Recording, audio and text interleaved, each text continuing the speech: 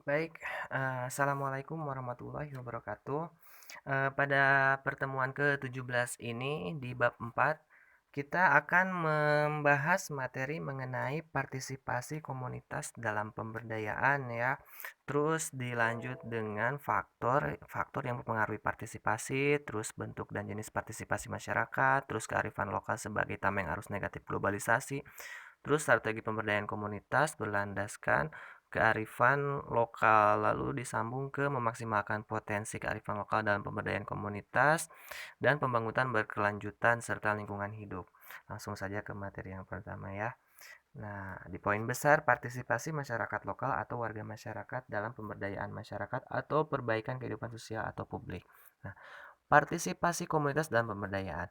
Seseorang bisa berpartisipasi apabila menemukan dirinya dengan kelompok lain melalui proses berbagi dengan orang lain dalam hal nilai, tradisi, perasaan, kepatuhan, dan tanggung jawab bersama. Partisipasi terdiri dari dua sisi internal dan eksternal. Partisipasi secara internal berarti adanya rasa memiliki terhadap komunitas. Secara eksternal terkait dengan bagaimana individu melibatkan diri dengan komunitas luar. Jadi kesimpulannya bahwa partisipasi merupakan manifestasi tanggung jawab sosial dari individu terhadap komunitasnya sendiri maupun dengan komunitas luar. Nah, di sini ada pengembangan partisipasi komunitas dalam proses pembangunan yang disampaikan oleh Juliantara dalam hal ini.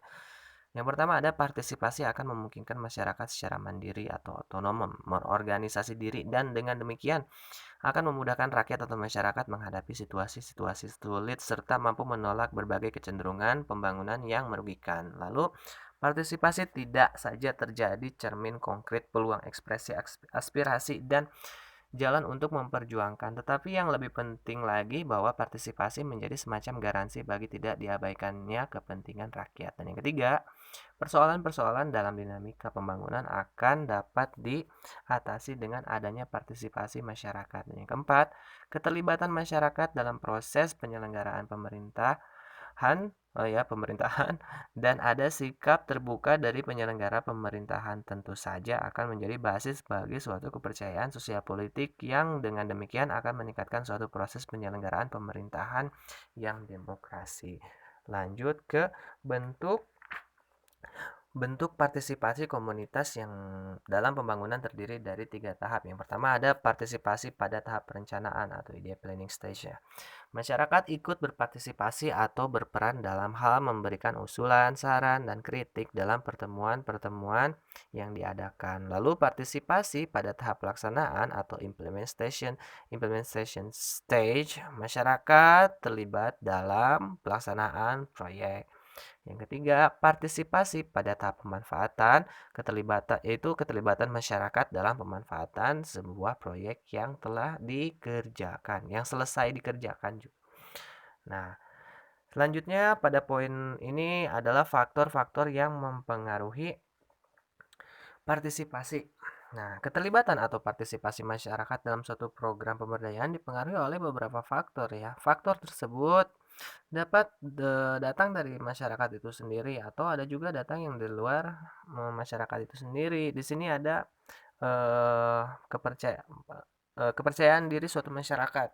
Terus solidaritas dan integritas sosial masyarakat dan tanggung jawab sosial dan komitmen masyarakat serta musyawarah untuk mufakat dalam pengambilan keputusan. Dan yang kelima, organisasi dengan keputusan yang rasional dan demi efisiensi usaha. Dan yang keenam, prakarsa seseorang atau musyawarah yang diterima dan diakui sebagai milik masyarakat. Yang ketujuh, kepekaan dan tanggapan masyarakat terhadap masalah, kebutuhan, dan kepentingan umum masyarakat. Dan yang kedelapan, kemauan dan kemampuan mengubah serta memperbaiki keadaan dan membangun atas kekuatan sendiri. Yang kesembilan, yang terakhir, kepentingan umum murni tidak-tidaknya umum dalam lingkungan masyarakat yang bersangkutan dan tidak ditunggangi oleh kepentingan lain. Eh, Lanjut, ketersediaan partisipasi masyarakat ya dalam suatu program juga dapat berasal dari unsur luar lingkungan. Kalau ini dari luar ya. Yang pertama komunikasi yang terus-menerus antar warga masyarakat, maksudnya antar warga masyarakat dengan pimpinan serta antar masyarakat dengan sistem sosial di dalam masyarakat dengan sistem di luarnya. Yang kedua ada kesempatan untuk berpartisipasi, maksudnya itu keadaan lingkungan, proses, dan struktur sosial, sistem nilai, dan norma-norma yang mendorong terjadinya partisipasi. Terus ada iklim sosial, ekonomi, politik, dan budaya, baik dalam kehidupan keluarga, pergaulan, permainan, sekolah, maupun masyarakat dan bangsa yang menguntungkan serta mendorong tumbuh dan berkembangnya partisipasi masyarakat. Dan yang keempat ada kebebasan untuk berprakarsa dan berkreasi. Maksudnya sini tuh lingkungan di dalam keluarga, masyarakat, politik, sosial budaya yang memungkinkan dan mendorong timbul dan berkembangnya prakarsa gagasan seseorang. Lanjut, kita ke bentuk dan jenis partisipasi masyarakat. Yang pertama ada partisipasi uang. Partisipasi uang di sini tuh maksudnya partisipasi dalam bentuk uang yang berguna untuk memperlancar usaha bagi masyarakat yang membutuhkan. Terus yang kedua, partisipasi harta benda, yaitu bentuk partisipasi dengan menyumbang berbagai alat-alat kerja untuk membantu masyarakat dalam melakukan kegiatan pemberdayaan. Dan yang ketiga ini partisipasi tenaga. Itu bentuk partisipasi berupa tenaga untuk melaksanakan usaha-usaha yang dapat menunjang keberhasilan atau program pemberdayaan. Dan yang keempat ada partisipasi sosial, yaitu partisipasi yang diberikan oleh masyarakat sebagai bentuk rasa kekeluargaan atau perhatian untuk memotivasi masyarakat lain agar ikut berpartisipasi. Dan yang kelima, partisipasi pemikiran, maksudnya di sini adalah partisipasi dalam bentuk sumbangan gagasan atau ide yang membangun yang dapat digunakan untuk menyusun program atau memperlancar pelaksanaan program ya. Dan yang keenam, ada partisipasi keterampilan. Yaitu maksudnya di sini adalah bentuk partisipasi berupa pemberian dorongan keterampilan kepada orang yang membutuhkan agar agar agar apa? Ah, agar hidupnya lebih sejahtera. Lalu ada partisipasi representatif ya, yaitu partisipasi berupa pemberian kepercayaan pada wakilnya yang duduk dalam kepanitiaan kegiatan pemberdayaan. Dan yang terakhir ada partisipasi dalam proses pengambilan. Maksudnya di sini adalah masyarakat ikut terlibat dalam forum atau diskusi yang terkait dengan pengambilan keputusan. Ya, jadi dengan demikian, partisipasi publik merupakan suatu hal yang sangat penting dalam rangka menciptakan pemerintahan yang baik. Dengan partisipasi publik tersebut akan tercipta suatu pemerintahan yang akuntabel dan transparan sebagai syarat utama terwujudnya pemerintahan yang baik untuk melindungi segenap bangsa Indonesia dan seluruh tumpah darah Indonesia ya. Dan untuk memajukan kesejahteraan umum juga, mencerdaskan kehidupan bangsa, dan ikut melaksanakan ketertiban dunia yang berdasarkan kemerdekaan, perdamaian abadi, dan keadilan sosial akan tercapai seperti yang tercantum dalam pembukaan Undang-Undang NRI tahun 1945 ya. Kita sekarang lanjut ke aktivitas pemberdayaan komunitas. Nah, kearifan lokal sebagai tameng arus negatif. Jangan dulu. Nah, di sini Indonesia merupakan negara yang memiliki beragam potensi budaya ya, dari Sabang sampai Merauke. Berbagai budaya dapat ditemukan seperti tarian, musik, pakaian, rumah adat, terus makanan juga dan kearifan lokal ya. Itulah kekayaan hakiki yang dapat ya yang ada yang harus dilestarikan dan diberdayakan ya. Terus kearifan lokal juga membuat kondisi alam dan berbagai unsur sumber dayanya dapat dipelihara dan terjaga secara seimbang pastinya ya. Namun pada zaman ini era globalisasi dan modernisasi masuk dan mempengaruhi seluruh dunia ya, termasuk kearifan lokal yang ada di dalamnya. Berbicara tentang globalisasi ini kan berarti universal ya. Adapun modernisasi yaitu suatu proses transformasi ke arah yang lebih maju dan meningkat berbagai aspek dalam kehidupan.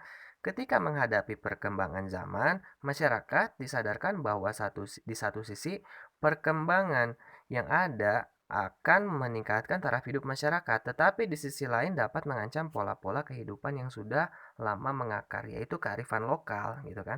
Selain itu, kearifan lokal kerap kali terbentur dengan berbagai nilai-nilai yang muncul karena globalisasi dan modernisasi, kayak kemakmuran, kenyamanan, kemudahan, terus individualisme, materialisme, ada juga budaya cepat dan instan gitu kan. Nah, Hal tersebut membuat perlu adanya pengenalan serta penguatan kearifan lokal dalam masyarakat ya, agar ciri dan karakter bangsa itu tidak hilang dari perkembangan zaman. Di sini ada beberapa hal yang dapat terjadi ketika globalisasi dan modernisasi mengkikis kearifan lokal, yaitu adanya pergeseran pergeseran pengertian manusia ya. Terus ada kebebasan yang terkekang, terus ada objektivitas manusia, mentalitas teknologi, dan krisis teknologi. Yang terakhir ada pergeseran dan peniadaan nilai etika dan moral. Ini lebih lebih apa? Lebih cenderung ke menuju anomi ya. Anomi itu hidup tanpa aturan atau buta norma ya. Dan sampai saat ini banyak sekali kearifan lokal yang tersingkir dari komunitas-komunitas dalam masyarakat. Sebagai contohnya gini, kearifan lokal masyarakat yang mulai tersingkir yaitu kayak di perkotaan. Di perkotaan kan kebiasaan gotong royong semakin berkurang gitu. Banyak faktor yang menyebabkan hal ini kayak perbedaan latar belakang, daerah asal, terus sikap individualismenya juga orang-orang kota kan pada tinggi ya, individualis gitu. Udah gitu ada juga kebiasaan para petani ya, menggunakan tanaman lokal untuk mengendalikan hama dengan cara memilih varietas tanaman tertentu yang kebal hama tertentu gitu kan, dan mampu bertahan dalam kondisi ekstrim seperti kekeringan dan banjir. Yang ya, sejatinya kearifan lokal jangan dianggap sebagai musuh dari globalisasi dan modernisasi, namun kearifan lokal itu hendaknya dipandang sebagai jiwa dari globalisasi dan modernisasi suatu bangsa ya. Jadi dengan demikian jiwa dan karakter bangsa masih bisa terlihat meskipun negara itu maju dan modern. Dan juga negara yang sudah cukup berhasil mengombinasikan kearifan lokal dan kemajuan zaman adalah kayak di Jepang gitu kan. Sekarang dunia mengenal berbagai kebudayaan, bahkan kearifan lokal Jepang sebagai contoh budaya pekerja keras, rasa malu, keseimbangan dengan alam. Nah, lewat berbagai kemajuan teknologi dan ilmu pengetahuan Jepang mampu menunjukkan karakter bangsanya ya. Kita tahu kan karena di Jepang itu pada umumnya mereka-mereka apa budayanya itu budaya-budaya baca buku setahu saya ya. Jalan kaki terus kalau nggak salah, orang yang pakai mobil di Jepang itu, kalau nggak salah kampungan gitu. Kalau di kita kan kebalik, kelihatannya, wih keren gitu kan. Ya saya pikir patut untuk dicontoh kayak budaya jalan kaki, baca buku, makanan-makanan yang bergizi. Di sana kan makannya makan apa? Makan ikan senangnya. Lah di kita senengnya makan micin gitu kan, makanya jangan sampai jadi generasi micin gitu. Lanjut. Di sini ada strategi pemberdayaan komunitas berlandaskan kearifan lokal. Nah, strategi pemberdayaan masyarakat itu kan suatu cara yang kita pilih ya, yang dipilih untuk menggali kemampuan dari masing-masing komunitas dengan keanekaragaman kearifan lokal dalam mewujudkan harapan yang diharapkan ya. Melalui pemberdayaan fungsi individu dapat beralih ya, be, apa dapat beralih yang semula hanya menjadi objek meningkat menjadi subjek ya. Seperti apakah strategi untuk mencapai pemberdayaan komunitas itu? Nah, ada beberapa strategi yang bisa diterapkan dalam pemberdayaan komunitas, yaitu menciptakan iklim atau suasana yang memungkinkan potensi komunitas masyarakat berkembang. Terus dalam rangka memperkuat potensi atau daya yang dimiliki komunitas masyarakat, maka upaya yang dilakukan adalah dengan cara memberi pendidikan. Terus kesehatan, kesempatan dalam memperoleh sumber kemajuan ekonomi kayak modal, teknologi, informasi, tenaga kerja, dan pasar ya. Terus yang ketiga, memberdayakan bisa berarti melindungi, protection gitu kan. Maksudnya di sini itu bukan berarti mengisolasi ya, tetapi lebih kepada mencegah terjadinya eksploitasi terhadap yang lemah dan mencegah terjadinya persaingan yang tidak seimbang. Lanjut, ada strategi 5P ini menurut Edi Soeharto ya. Eh, yang pertama strateginya pemungkinan. Maksudnya pemungkinan di sini bertujuan untuk menciptakan suasana atau iklim yang memungkinkan potensi masyarakat berkembang secara optimal. Pemberdayaan harus mampu membebaskan masyarakat dari sekat-sekat kultural dan struktural yang menghambat. Lalu ada penguatan. Yang penguatan ini bertujuan untuk memperkuat pengetahuan dan kemampuan yang dimiliki masyarakat dalam memecahkan masalah dan memenuhi kebutuhan-kebutuhannya. Terus pemberdayaan juga harus mampu menumbuh kembangkan kemampuan dan kepercayaan diri masyarakat yang menunjang kemandirian mereka. Yang ketiga, ada perlindungan. Nah, perlindungan di sini bertujuan untuk melindungi masyarakat ya pastinya, terutama kelompok lemah agar tidak tertindas oleh kelompok yang kuat, menghindari terjadinya persaingan yang tidak seimbang atau tidak sehat gitu ya, antara yang kuat dan yang lemah, dan mencegah terjadinya eksploitasi kelompok kuat terhadap kelompok lemah. Pemberdayaan harus diarahkan pada penghapusan segala jenis diskriminasi dan dominasi yang tidak menguntungkan rakyat kecil. Lanjut, ada penyokongan ya, penyokongan. Penyokongan di sini bertujuan memberikan bimbingan dan dukungan agar masyarakat mampu menjalankan peranan dan tugas kehidupannya. Pemberdayaan harus mampu menyokong masyarakat agar tidak terjatuh ke dalam posisi yang semakin lemah dan terpinggirkan. Yang kelima, ada pemeliharaan. Pemeliharaan di sini bertujuan untuk memelihara kondisi ya yang kondusif agar tetap terjadi keseimbangan distribusi kekuasaan antara berbagai kelompok dalam masyarakat. Nah, jadi pemberdayaan harus mampu menjamin keselarasan dan keseimbangan yang memungkinkan setiap orang memperoleh kesempatan berusaha.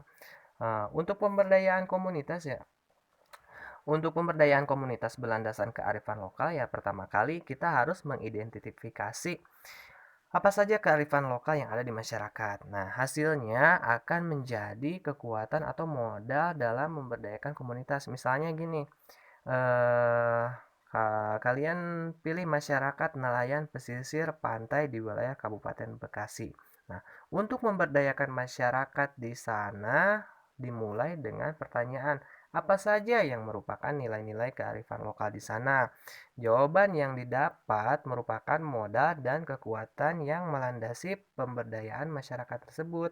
So, dengan demikian, pemberdayaan masyarakat atau komunitas didasari oleh nilai-nilai kearifan lokal masyarakatnya. Nah, pemberdayaan suatu komunitas apabila didasari oleh kearifan lokalnya akan memberi kontribusi bahwa pembangunan di Indonesia tetap memiliki ciri budaya bangsanya. Selain itu, dengan digunakannya kearifan lokal, masyarakat dapat lebih mudah untuk menerimanya karena sudah familiar. Nah, selanjut ke memaksimalkan potensi kearifan lokal dalam pemberdayaan komunitas ya. Contoh tindakan yang bisa dilakukan untuk tetap melestarikan kearifan lokal sekaligus mengintegrasikan dengan kemajuan zaman. Di sini ada yang pertama menjaga keautentikan berbagai kearifan lokal, menjaga keautentikan berbagai kearifan lokal yang masih asli pada suku pedalaman seperti suku Baduy, suku Samin, suku Anak Dalam, terus suku Dayak dan sebagainya ya, masih banyak lagi kalau disebutkan itu nggak cukup sehari ya.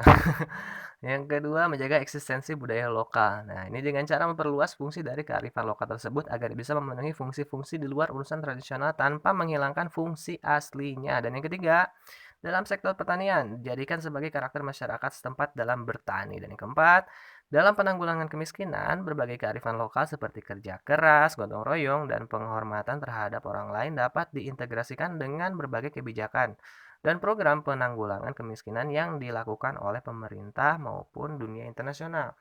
Lalu, dalam sektor ekonomi, dalam sektor ekonomi dapat mendorong terbentuknya ekonomi kerakyatan yang berbasis pada kedaulatan ekonomi rakyat. Nah, dalam pedoman hidup ada beberapa hal yang perlu diperhatikan. Seperti dalam segi kemanusiaan, rehumanisasi harus dilakukan ya. Maksudnya rehumanisasi di sini adalah pemanusiaan manusia kembali. Nah, maksudnya manusia hendaknya terus-menerus dipandang secara utuh, baik lahir maupun batin, sehingga berbagai pembangunan mengarah pada kesejahteraan manusia, baik lahir maupun batin. Dan selanjutnya ada hal yang perlu diperhatikan lagi adalah memiliki kemampuan memilih yang baik. Nah, berbagai kemudahan di era globalisasi dan modernisasi membuat manusia berhadapan dengan berbagai pilihan. Kemampuan memilih yang baik sangat ditentukan oleh penghayatan terhadap berbagai aspek moral, keagamaan, sosial, dan berbagai kearifan lokal. Dengan demikian, pengenalan terhadap ketiga aspek tersebut sangat penting agar dapat terintegrasi secara utuh dengan kemajuan zaman. Dan yang terakhir ada Mengusahakan revitalisasi kebudayaan ya. Revitalisasi di sini maksudnya proses, cara tuh, dan perbuatan menghidupkan kembali ya maksudnya. Dalam konteks ini kebudayaan dan kearifan lokal lah yang dihidupkan kembali. Lanjut, pentingnya kelestarian lingkungan dan pembangunan berkelanjutan. Nah, di sini ada pembangunan berkelanjutan dan lingkungan hidup. Nah, manusia itu kan membutuhkan manusia membutuhkan pembangunan membutuhkan lingkungan. Jadi, semuanya saling sinergi dan saling bergantung satu sama lain. Lingkungan sangat penting bagi kehidupan manusia karena di dalamnya itu terdapat makhluk hidup maupun benda mati yang saling bergantung. Lingkungan hidup menurut Undang-Undang Nomor 32 Tahun 2009 tentang perlindungan dan pengelolaan lingkungan hidup yaitu kesatuan ruang dengan semua benda, daya, keadaan dan makhluk hidup termasuk manusia dan perilakunya yang mempengaruhi alam itu sendiri. Keberlangsungan peri kehidupan dan kesejahteraan manusia serta makhluk hidup. Di sini ada apa, lingkungan hidup manusia dibagi atas internal dan eksternal. Lingkungan hidup internal merupakan keadaan yang dinamis dan seimbang. Disebut homeostatis ya, homeostatis. Adapun lingkungan hidup eksternal merupakan lingkungan di luar tubuh manusia yang terdiri atas 3 komponen, di antaranya ada lingkungan fisik. Maksudnya di sini tuh segala sesuatu di sekitar kita yang berbentuk benda mati, misalnya air, udara, tanah, cuaca, rumah, panas, terus sinar dan radiasi. Walaupun itu benda mati, tetapi ada yang menggerakkan, yaitu Tuhan, ya, Sang Pencipta alam, masya Allah. Terus ada lingkungan biologis, yaitu segala sesuatu di sekitar kita yang bersifat biotik atau benda hidup, misalnya tumbuhan dan hewan. Dan lingkungan sosial, yaitu berupa kultur. Lingkungan sosial kan dari manusia ya, masyarakat. Kultur, budaya, adat istiadat, terus kepercayaan, agama, pekerjaan, kehidupan masyarakatan, organisasi sosial, dan politik. Jadi, pada dasarnya pembangunan bertujuan meningkatkan kesejahteraan masyarakat. Terus pembangunan dalam prosesnya tidak terlepas dari penggunaan sumber daya alam, baik sumber daya alam yang terbarukan maupun tak terbarukan. Nah, Indonesia kan memiliki modal untuk melaksanakan pembangunan sumber daya alam dan manusia menjadi modal utama terlaksananya pembangunan. Di sini ada dampak negatif yang ditimbulkan akibat pembangunan pembangunan terhadap lingkungan. Yang pertama ada lingkungan alam ya.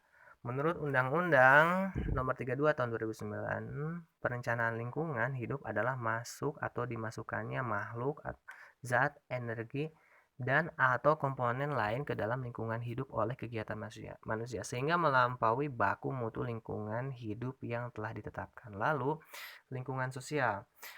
Eh, Pembangunan dapat juga berdampak negatif terhadap lingkungan sosial, itu kayak misalnya meningkatnya jumlah pengangguran dan kemiskinan ya. Hal ini disebabkan oleh cukup banyaknya individu yang tersisih karena tidak memiliki kualitas dan kesempatan untuk mengikuti arus arus pembangunan ya. Lanjut, prasyarat bagi usaha pembangunan melalui strategi pembangunan berkelanjutan adalah konservasi sumber daya hidup. Yang pertama di sini ada memelihara proses ekologi yang esensial dan sistem penopang hidup. Lalu ada mengawetkan dan melindungi aneka ragam genetika dan pemanfaatan yang berkelanjutan dari berbasis spesies dan ekosistem. Terus ada ciri-ciri pembangunan berkelanjutan. Yang pertama menjamin pemerataan dan ketidakadilan. Maksudnya di sini adalah generasi mendatang memiliki kesamaan hak dan kewajiban dalam memanfaatkan dan melestarikan sumber daya alam sehingga akan berkelanjutan. Terus menghargai dan melestarikan keragaman hayati, spesies, habitat, dan ekosistem agar tercipta keseimbangan lingkungan. Dan yang ketiga, menggunakan pendekatan integratif sehingga terjadi keterkaitan yang kompleks antara manusia dengan lingkungan untuk masa kini dan masa mendatang. Dan yang keempat, menggunakan pandangan jangka panjang untuk merencanakan pengelolaan dan pemanfaatan sumber daya yang mendukung pembangunan. Dan yang kelima, ada peningkatan kesejahteraan melalui pemanfaatan sumber daya alam secara bijaksana. Dan yang terakhir, memenuhi kebutuhan masa sekarang tanpa membahayakan pemenuhan kebutuhan generasi mendatang. Dan mengaitkan bahwa pembangunan ekonomi harus seimbang dengan konservasi lingkungan. Jadi, salah satu rujukan gagasan pembangunan berkelanjutan itu kan sudah tercantum dalam, strategi konservasi dunia yang dipublikasikan oleh, eee, yun u UNEP dan WWF ya. Itu pada tahun 80. Isi rujukan tersebut itu kayak menetapkan visi pembangunan yang berkelanjutan dan tujuan strateginya. Yang tujuannya tidak lain adalah perpaduan antara pelestarian dan pembangunan untuk menjamin perubahan-perubahan terhadap bumi ini benar-benar bisa menjamin kesejahteraan dan kelangsungan hidup bagi umat manusia. Langsung lanjut ke dan ternyata sudah selesai. Cukup sekian dan terima kasih. Semoga apa yang saya sampaikan bisa bermanfaat buat kita semua. Assalamualaikum warahmatullahi wabarakatuh.